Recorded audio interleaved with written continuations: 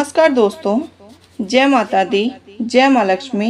22 जुलाई से सावन सोमवार लगे हुए हैं और 19 अगस्त तक ये सावन सोमवार चलेंगे। इस बीच अगर आप कोई भी उपाय कर लेते हैं तो बहुत चमत्कारी और लाभकारी होता है। क्या आप भी भगवान शिव पर चढ़ाया हुआ फल, धतूरा, बेलपत्र, चावल इत्यादि फेंक देते हैं या उन्हें उठाकर लाते हैं? तो सुन लीजिए दोस्तों, आप जो भी भगवान भोलेनाथ के शिवलिंग पर चढ़ाते हैं वो जागृत रूप से जागृत हो जाते हैं, क्योंकि भगवान शिवलिंग पर, भोलेनाथ के शिवलिंग पर चढ़ा हुआ कोई भी चीज चैतन्य उसमें आ जाती है। तो दोस्तों, शिवलिंग पर चढ़ा हुआ सामान फेंक देना चाहिए या फिर गंगा जल में विसर्जित कर देना चाहिए? आखिर क्या करना चाहिए, पूरी जानकारी आपको हम इस वीडियो के द्वारा आपको बताएंगे। तो दोस्तों, आज की यह वीडियो बहुत ही खास और महत्वपूर्ण होने वाली है।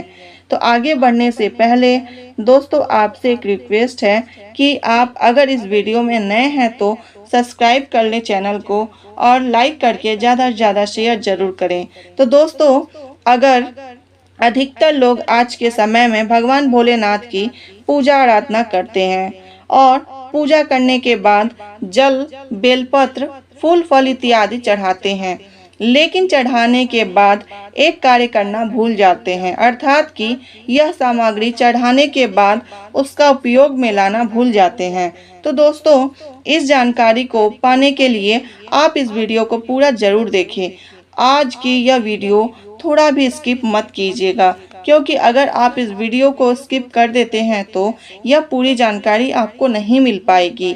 यह जानकारी आपके लिए बहुत खास है और बहुत महत्वपूर्ण है। तो दोस्तों, आगे बढ़ने से पहले आपसे एक रिक्वेस्ट है कि कमेंट बॉक्स में श्री शिवाय नमस्तुभ्यम और ओम नमः शिवाय जरूर लिखें, क्योंकि अगर आप ऐसा लिखते हैं तो जितना बार आप दिन में भगवान भोलेनाथ का नाम लेते हैं उतने आपके मन में और आपके तन में जितना भी आप पाप किए रहेंगे वो धुलते जाएंगे।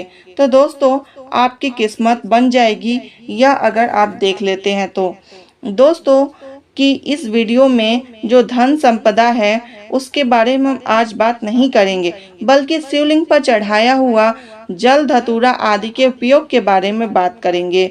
इस दुनिया में बहुत अधिक लोग हैं शिवलिंग की पूजा करने वाले, और यहाँ तक कि नासा वैज्ञानिक भी प्रमाण है कि ब्रह्मांड से ओम नमः की आवाज सुनाई पड़ती है और सूर्य के भी हर कण से ओम नमः की आवाज आती है।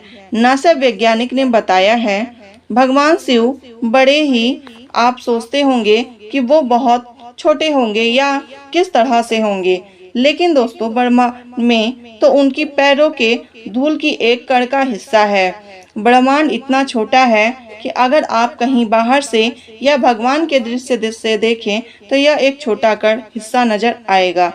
भगवान भोलेनाथ को लाइक जरूर करें दोस्तों, और मेरे चैनल को सब्सक्राइब जरूर कर लें, ताकि आपको आगे की जानकारी हमेशा नए जानकारी के रूप में मिलती रहे, जिससे आप खासकर दोस्तों सावन के इस महीने में भगवान शिव को प्रसन्न करने के लिए बहुत अधिक मात्रा में भक्त लोग जुटे रहते हैं।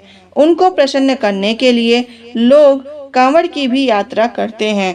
दोस्तों, कांवड़ की यात्रा सबसे पहले तो भगवान परशुराम ने किया था, तभी से कांवड़ ले जाने की प्रथा शुरू हो गई है। दोस्तों, आपको पूरी जानकारी न होने के कारण व्यक्ति को फल नहीं मिल पाता, यानी कि आप जो पूजा अर्चना करते हैं, जो पूजा पाठ करते हैं, अगर आप कोई भी कार्य करते हैं तो उसकी पूरी जानकारी ना हो तो आपको फल नहीं मिलता। यानी कि आप एग्जाम में बैठने तो जाते हैं, वहाँ बैठते भी हैं, लेकिन अगर आप वहाँ पे आपको कोई भी क्वेश्चन का आंसर नहीं याद है तो आप उसका फल कैसे मिलेगा, यानी कि आपको परीक्षा का रिजल्ट कैसे आएगा। उसी तरह से दोस्तों, अगर आपको पूरी जानकारी ना हो तो किसी भी आप पूजा पाठ का फल नहीं प्राप्त कर सकते। पूजा पाठ के तो सभी करते हैं, लेकिन उन्हें पूरे फल की प्राप्ति नहीं होती। पूजा करना ही श्रेष्ठ नहीं होता दोस्तों, उनके लिए सामान, फल फूल इत्यादि नियम का पालन भी करना बहुत जरूरी होता है। अब किस प्रकार से ज़रूरी होता है, ध्यान से और मन लगा के ज़रूर सुनिएगा आप लोग। जैसे कि आप सत्यनारायण भगवान की पूजा तो करते हैं, लेकिन उनका प्रसाद ग्रहण किए बिना उनका फल प्राप्त नहीं कर सकते। यानी कि आप जब तक उनके फल का प्रसाद ग्रहण नहीं करते, खाते नहीं, घर में लाकर प्रसाद आप बांटते नहीं, या आप कथा सुन रहे हैं तो आप अन्य व्यक्ति को नहीं बांटते हैं, तो उसका फल आपको नहीं मिलता है। उसी प्रकार से दोस्तों, ठीक वैसे ही भगवान भोलेनाथ की भी पूजा ऐसे ही है। अगर आप करते हैं, खूब सारा फल, अक्षत, मिठाई सब चढ़ाते हैं, लेकिन इसका सही उपयोग आपको नहीं आता है, तो इसलिए आपको पूर्ण फल की प्राप्ति नहीं होती है। तो दोस्तों, आप लोगों को यह वीडियो को ज़रूर देखना चाहिए, जिससे आप लोगों को नई नई जानकारी हमेशा मिल सके। और आज की यह जानकारी आप लोगों के लिए बहुत ही महत्वपूर्ण और बहुत ही खास होने वाली है। तो इस वीडियो को स्किप ना करते हुए आप इस वीडियो को पूरा ज़रूर देखें दोस्तों। जैसे कि सबसे पहले आप शिवलिंग पर जल चढ़ाते हैं, ठीक है दोस्तों। आप जब जल चढ़ाते हैं तो उस जल को क्या करना चाहिए कि जब आप जल चढ़ाएं, आप जल चढ़ाने के बाद से जब आप किसी पात्र में उस जल को रोक लेंगे और उस जल को आप अपने घर पर लेकर आएंगे, तो उससे आपको क्या करना है कि जैसे आपको बहुत ज़्यादा नींद आती है, या आपको कहीं भी आँख में सूजन हो गई हो, या बहुत कीचड़ आता हो, या आँख आपका लाल हो गया हो, कई प्रकार से आपको बीमारियों ने घेर लिया हो, तो आप उस जल का सेवन करें दोस्तों।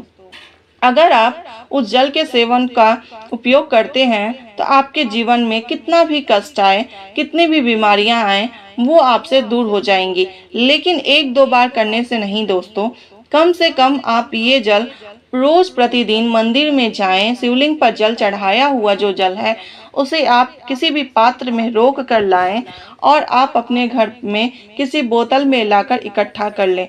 ऐसा करने से और इकट्ठा करने के बाद आप कभी भी आपको दुख तकलीफ या किसी भी मात्र से आपको तकलीफ हो, बीमारी हो, तो आप उस जल का नियमित रूप से सेवन कीजिए। जैसे एक दवा आप पीते हैं उस तरह से आप सेवन कीजिए, और भगवान भोलेनाथ का नाम लेते हुए। तो जैसे आप दवा खाती हैं, ठीक हो जाती हैं, आप ठीक हो जाती हैं, तो वैसे ही अगर आप इस जल का सेवन करती हैं तो एक ना एक दिन आपकी जो बीमारी है वो जल्द से जल्द दूर हो जाती है, बिल्कुल सही हो जाती हैं।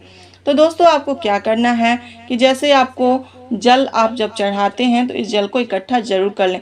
अगला है दोस्तों, जैसे कि आप उनमें बेलपत्र चढ़ाते हैं, जब शिवलिंग पर बेलपत्र जो चढ़ाते हैं उसे फेंकना नहीं चाहिए। जब वह बेलपत्र को आप चढ़ा लें तो भगवान भोलेनाथ से आप शिवलिंग पर से उठा लें और उनका प्रसाद समझकर आप अपने घर लेकर आएं। लेकिन उसे लाकर आप धूप में जब सुखा लेंगे तो उसका चूर्ण बना लेना है आपको। चूर्ण बनाने के बाद से आप कभी खाना बनाते हैं या जब भी आप भोजन करते हैं, चाहे चाय बनाते हैं, तो आप उसमें चुटकी भर उसका थोड़ा सा मात्रा आपको डाल देना चाहिए।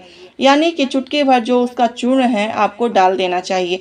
इतना करने से आपको क्या होगा कि जैसे आपको कभी कभी लगता है ना बहुत भूख लगी है, लेकिन आप उस थोड़ा सा चूर्ण आप डालकर खा लेते हैं, तो जो आपकी भूख है ना, जो आपकी बहुत ज़्यादा राक्षसों वाली भोजन होती हैं वो ख़त्म हो जाती हैं, क्योंकि उसमें भगवान शिव लिंग का, भगवान भोलेनाथ का अंश उसमें आ जाता है। आप अगर इतना कर देते हैं ना दोस्तों, तो आपके शरीर में जो भी बीमारियां हैं, कष्ट हैं, आपके जो भी इस चूर्ण डाले हुए प्रसाद को कोई भी अगर ग्रहण करता है, भोजन को अगर कोई ग्रहण करता है, तो उनके दुख दरिद्र दूर हो जाते हैं। ये तो था जो दोस्तों बेलपत्र का उपाय। दूसरा है दोस्तों, आपको जो आप उनमें धतूरे चढ़ाते हैं, क्योंकि दोस्तों कहा जाता है कि जो धतूरा होता है, बिना धतूरा चढ़ाया हुआ जो शिवलिंग पर आप पूजा करने जाते हैं जब, तो बिना धतूरा चढ़ाए हुए, बिना भांग चढ़ाए हुए उस पूजा को हमेशा अधूरा माना जाता है। तो आप जब भी पूजा करने जाएं तो धतूरा और आप जो भांग है उसको जरूर लेकर जाएं। तो धतूरे का उपयोग कैसे करना है आपको, जैसे कि जो आप धतूरा चढ़ाते यानी कि जो फल आप चढ़ाते हैं उसे आप उठाकर ले आएं उनका प्रसाद समझकर, और जब आप लेकर आएं तो आप अपने घर के थोड़े से बाहर, ठीक है, घर के थोड़ा सा बाहर में कहीं भी खाली जमीन हो वहाँ पे खूब नीचे, यानी कि आपको 1 हाथ नीचे ज़मीन आपको गड्ढा कर लेना है। और गड्ढा करने के बाद से आपको उसमें उस धतूरे के फल को डाल देना है। ऐसा अगर कर देते हैं तो दोस्तों, आपके घर में जब भी कोई भूत प्रेत की, जब भी कोई ऐसा महसूस होता है कि भूत प्रेत का आवाज़ हो रहा है, या कभी आप अचानक से उठ जाते हैं या डर जाते हैं, तो आपको ऐसा कभी महसूस ही नहीं होगा। यानी कि आपको भूत प्रेत का साया हो गया या आपको कभी डर हो गया, वो सारे डर, वो सब जो बीमारी है वो दूर हो जाएंगे। जो भूत प्रेत का जो साया होता है ना, वो भी वहाँ से दूर हट जाएगा, क्योंकि भगवान भोलेनाथ से सभी लोग डरते हैं। यहाँ तक कि भूत प्रेत भी डरते हैं, वो कभी अंदर प्रवेश नहीं कर सकते। अगला है दोस्तों, जो आपको भांग को आपको क्या करना है दोस्तों, आप जब भांग को शिवलिंग पर चढ़ाते हैं तो उस भांग को भी आप प्रसाद के रूप में उठाकर लेकर आए। और जब प्रसाद के रूप में लेकर आए तो उसे आपको खाना नहीं है दोस्तों, उस भांग को आप इकट्ठा कर लें। और इकट्ठा करने के बाद से आप इकट्ठा करते रहें और फिर उसका चूड़ा बना लें। ठीक है दोस्तों, आपको इसको खाना नहीं है, लेकिन हाँ, जब कोई वैसा पुजारी, पंडित कोई भी आपके द्वार पर आए, तो जब भी वह अगर कहे कि हमें भांग या कुछ ऐसे नशीले चीज़ खाने हैं, तो आप किसी भी नशीले चीज़ को ना दें, लेकिन आप भगवान का प्रसाद, शिव शंकर भोलेनाथ का प्रसाद जो भांग है उसको आप जरूर दे दें, जिसे वह खाकर संतुष्ट भी हो जाएगा और भगवान भोलेनाथ का आशीर्वाद भी उसके ऊपर भी और आपके ऊपर भी हमेशा के लिए बना रहेगा। तो ये था दोस्तों आपको जो शिवलिंग पर चढ़ाया हुआ जो भी सामग्री होता है उसका उपयोग। अगला है दोस्तों, जो आप अक्षत चढ़ाते हैं, जो आप उन पे अक्षत चढ़ाते हैं, आप वहाँ से 1 या 2 दाना अक्षत का लेकर आए। यानी कि जो चावल का आप चढ़ाते हैं, वो चावल को आप 1 या 2 दाना आप लेकर आए। और लेकर आने के बाद से दोस्तों, जब आपके घर में भोजन बनता हो, उस समय आप उस चावल को, आप 1 दाने को उस चावल में आप डाल दें। जब आपके घर में चावल बनता है, उसी चावल में आपको मिला देना। इससे क्या होगा दोस्तों, आपके घर में धन की और वैभव की बरकत होगी। और जब भी आपके घर में धन खत्म होने वाला रहेगा, तब वह अचानक से धन बढ़ जाएगा।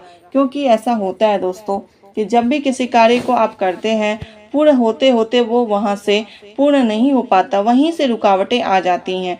तो इसी के लिए दोस्तों कहा गया है कि जब भी आप शिवलिंग पर किसी भी सामग्री को चढ़ाएं, तो प्रसाद के रूप में आप उनसे, भगवान शिव शंकर भोलेनाथ से आप मांगकर अपने घर के लिए लेकर आएं। जिससे आप अगर घर पर लेकर आते हैं और अन्य लोगों को बांट देते हैं, तो उससे क्या होता है कि आपका जो फल है, जो आपकी मनोकामना है, वो जल्द से जल्द भगवान भोलेनाथ पूर्ण करते हैं। क्योंकि किसी अन्य को आप खिलाएंगे तो भगवान आपको खिलाएगा। अगर आप किसी अन्य का पेट भरते हैं तो भगवान आपका पेट जरूर भरेगा। क्योंकि दोस्तों कहा गया है कि जब भी आप किसी का अच्छा करेंगे ना, तो आपका भी अच्छा होगा, अगर बुरा करेंगे तो आपका भी बुरा ही होगा। तो इसी के लिए दोस्तों कभी भी आप किसी अन्य लोगों का बुराई ना करें, और ना किसी का आप ऐसा हो कि किसी के बारे में या किसी दूसरे के बारे में कभी किसी के कारणवश आप उसको दुख पहुंचाएं। कभी भी नहीं दोस्तों, आप हमेशा सदैव अच्छा करें। और दोस्तों अब रहा कि जैसे आप उनमें मिठाई या फल कोई चढ़ाते हैं, तो आप उस सामान को भी आप अपने घर पर लेकर आए, प्रसाद के रूप में मांग ले भगवान भोलेनाथ से।